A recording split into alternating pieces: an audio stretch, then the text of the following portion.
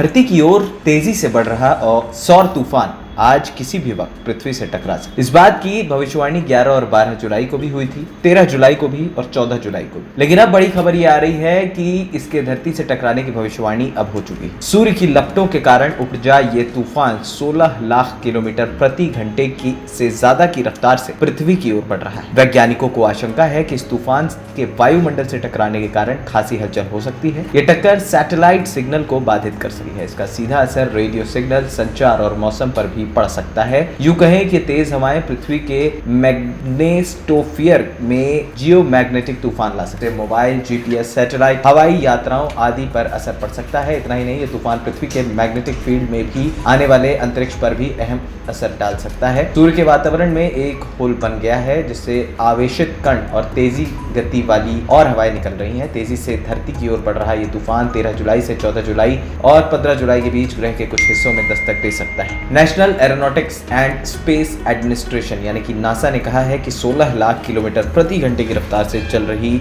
इन हवाओं की गति बढ़ भी सकती है। स्पेस वेदर की रिपोर्ट के अनुसार 1582 में आए महा तूफान को दुनिया में देखा गया था। उस वक्त लोगों को ऐसा लगा कि धरती खत्म होने वाली है।